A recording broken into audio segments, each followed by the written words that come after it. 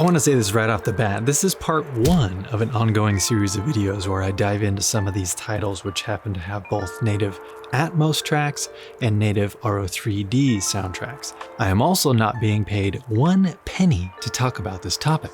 Most of you may know Auro 3D as another immersive audio format, which is correct. Some of you may have become familiar with what the Aromatic Upmixer can do to a native Atmos track. I did happen to do a comparison video like that years ago, showcasing that using the Aromatic Upmixer made the height channels way more active. Although I do have to be honest, with this new setup behind me, being able to accommodate a full 13.1 Auro 3D soundtrack, I know I'm way overdue on revisiting that topic of using the Aromatic Upmixer on native Atmos or even DTS:X soundtracks for that matter. So I hope to do that soon in another video. But as far as native Auro 3D soundtracks, meaning a particular Blu-ray or 4K Blu-ray was specifically mastered in 13.1 Auro 3D, not Dolby Atmos, you cannot get them in the United States.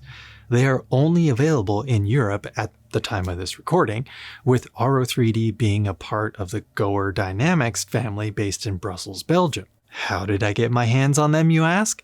Well, I am very fortunate to have become friends with those who work for Auro 3D. They have not only sent me some Blu-rays and 4K Blu-rays with 13.1 Auro 3D soundtracks on them, but I've also gotten a few concert albums mixed in 13.1 Auro 3D. But in this video, I want to discuss my findings when watching movies specifically. And I will be completely transparent, don't you worry. I hope you have come to realize that I wouldn't give something a glowing review just because, or that I felt pressure from a company to only say nice things. Again, those who work at Auro 3D are not paying me anything to make this. But did they supply these titles to me for free for these reviews? Yes, and I am extremely grateful for that. Okay, at first when brainstorming this topic, I wanted to do one video per movie, kind of like when I did a review on the native Auro 3D versus native Atmos video on the German Turbine edition of Twister on Blu-ray. FYI, since that video, the official 4K Blu-ray of Twister has been released, which I also made a video about, and it sounds much better than the Turbine edition. The Turbine edition was cool at first, was such a classic 90s action-adventure film, but once I watched the official 4K release, I realized, oh yeah, the height channels in the Turbine edition are cranked a little too much, to be honest. Raising the height channel volume to 11 doesn't mean it's necessarily better in the end. So if you happen to come across my Turbine edition review of Twister, just know that I've changed my tune a bit since that recording. But a few of the titles sent to me from my friends at Auro 3D have both the Atmos and Auro 3D soundtracks on them, which is great.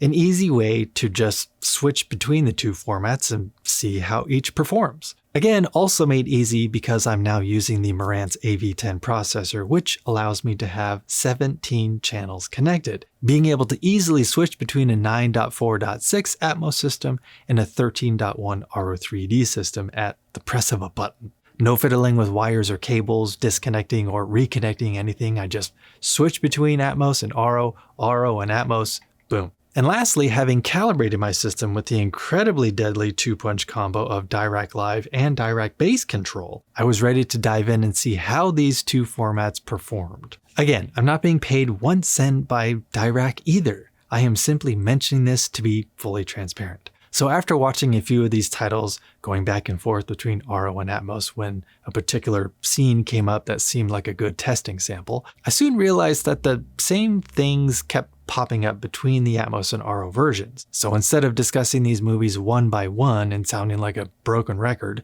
I will now be lumping several of these titles into this video. For those of you unaware, Auro 3D is channel-based, meaning the soundtrack elements are only associated with the speakers themselves. Dolby Atmos, on the other hand, is a hybrid format, being both channel-based and object-based. Object-based meaning elements are not tied to any particular speaker, but are freely moving audio objects that have been assigned to a specific point in 3D space. See the difference? That's the whole idea behind Atmos and DTS:X for that matter. It should, in theory, conform to any speaker layout you have, whether you have 7 or 21 speakers, since objects are not tied to a specific channel. But let's get real, and this might be news to some of you Atmos loyalists out there. Audio elements that have been specifically assigned as objects are few and far between. Watch more of Shane Lee's movie reviews and you'll see what I mean. Top Gun Maverick, for example, mostly channel-based, with the occasional whizzing by object. Not exactly as object-based as you expected, right? Especially for a home video release that has been largely touted as a demo-worthy Atmos mix as of late. Okay, now that we got that out of the way, back to Auro versus Atmos. What I kept running into was this. The native Auro 3D mix always seemed like it felt like it pushed back beyond the boundaries of the speakers themselves, which seems pretty cool, right?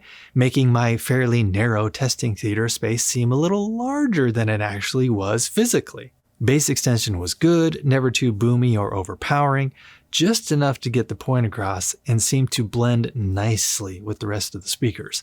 But the first obvious difference with the Atmos version was that it was louder right out the gate. Dolby must mix their soundtracks at a higher SPL in general. But louder doesn't automatically mean better, although to be honest, I did continue to enjoy the Atmos mix a little more time and time again the more titles I watched. Unlike the Auro mix, the Atmos mix sounded more forward. Instead of seeming like the soundstage extended beyond the physical position of the speakers, the Atmos mix sounded more in your face, seeming to shoot out straight from the woofers and tweeters, a little snappier, a little more dynamic.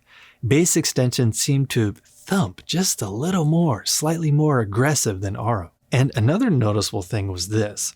Sometimes the dialogue would almost get a little drowned out by the surrounds and surround backs during action-packed Auro 3D scenes. And that happened a few times, as if the balance was a bit off. I remember a few times during Borderlands that the music especially became very loud in the surrounds, making the dialogue sound rather quiet. It happened in Ferrari as well. The sound of the car engines revving in the surrounds masked the dialogue a bit. When I flipped it over to Atmos, balance returned, the surrounds were on the level they should be compared to the rest of the speakers, dialogue could be heard a little better, and there were some audio elements that were much more noticeable. A scene that stood out to me was again during Borderlands. Toward the beginning of the movie, Cate Blanchett's character Lilith is being transported to the planet Pandora in this kind of space pod thing. As the pod is descending, there are some little rockets that ignite on the 4 corners to slow it down before it touches the ground. I first watched that scene in Auro 3D and it was great. The wind whooshing around, the touchdown of the pod had good bass, etc. Then when I switched over to Atmos, all of a sudden I could hear those rockets ignite clear as day. And they had that quintessential intense rocket booster sound, like when you see footage of an Apollo 13 launch or whatever. I went back and watched it again in Auro 3D, and those rockets were barely noticeable. Again, I don't have a Trinoff processor to see exactly what's playing out of which speaker, but I'll bet money that those rocket boosters were assigned as audio objects, making them stand out from the rest of the sounds happening simultaneously. In the Beekeeper, it was more of the same. Sometimes music or bullets or gunshots came to a crescendo, making the front soundstage not as prominent, and dialogue being masked a bit by the rest of the sounds. As I stated previously though, this is one of several videos on this topic, but these are the results of my initial testing. I liked Atmos a little better. I liked the in-your-face action. I liked hearing the dialogue a little better. But some of you may prefer the expansiveness of Auro 3D better, essentially widening the soundstage in all directions. Maybe it's because of the size of my testing theater that I'm not exactly getting the most ideal Auro 3D experience. Maybe it would be a more level playing field in a wider, larger theater space.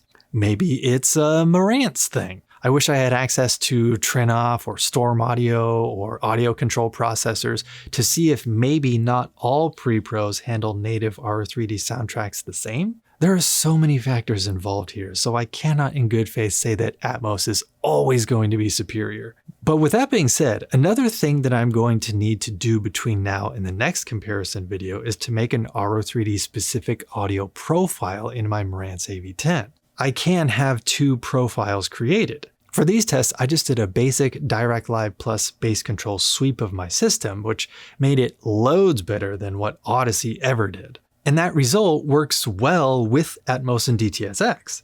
Maybe Direct Live's algorithm is made to work better with object-based formats, since that's what's just most popular these days. So that's on the agenda next. Create a specific audio profile for Auro 3D mixes. From what I heard in these initial tests, I think I needed to turn down the surrounds and the surround backs, maybe bump up the center channel a bit for dialogue intelligibility, and a few other minor tweaks. Maybe then it will be a more level playing field since Auro 3D is channel-based, which is a completely different type of rendering than Atmos and DTS:X. So I hope you join me in the upcoming weeks because I'm learning all these things in real time. I've never had the opportunity to test out these things specifically, so I'm stoked that I can now, and I'm ready to get to work. Also, one thing to note, these were action-oriented scenes that I focused on. I hope to have another comparison video on more subtle scenes, atmospheric scenes, quiet scenes with subtle ambient background environments created by the sound design team. I'm also looking forward to reviewing the music albums or concerts on Blu-ray from my friends at Auro 3D, some which also have both an Auro and Atmos mix on them. So I will report my findings on those as well. Because if you weren't already aware, music is where Auro is currently focusing most of their energy right now, diving headfirst into musical applications with the ever-expanding global outreach. After being acquired by Goer Dynamics in December of 2024, they do plan on focusing more on movies and video games, but music is where it's at for them at this time, while still throwing in a few movie titles each month as well, it seems. All I know is, I'm glad someone else is doing something besides Dolby and DTS. This competition of audio formats is great for consumers like us. Innovation is happening, and that's what we can all hope for because it's only going to get better for us. So that does it for this video, my friends. Yes, I was a little disappointed that native Auro 3D soundtracks in my current setup didn't perform as well as I had hoped, considering you literally can't get these titles in the United States. But honestly, let's see what happens when I create a specific Auro 3D profile. Because after running a blind sweep of Direct Live and Direct Bass Control without making any little minor tweaks afterwards, just seeing what Direct can do on its own, maybe after I make the Auro 3D specific audio profile, maybe then it'll be a better one-to-one comparison with Atmos. Basically what I'm trying to say is I'm far from done with these experiments, so stay tuned for more. And with that, this world is crazy as it is, so please be kind to each other out there. Don't just watch TV and movies, experience them in Auro 3D or Atmos or DTS:X or IMAX Enhanced DTS:X, or maybe if you're watching this, Google Eclipsa has already been made available to the public and it's the most amazing thing ever. Who knows? If anything, just don't settle for TV speakers. That's all I ask. And of course, appreciate sound design.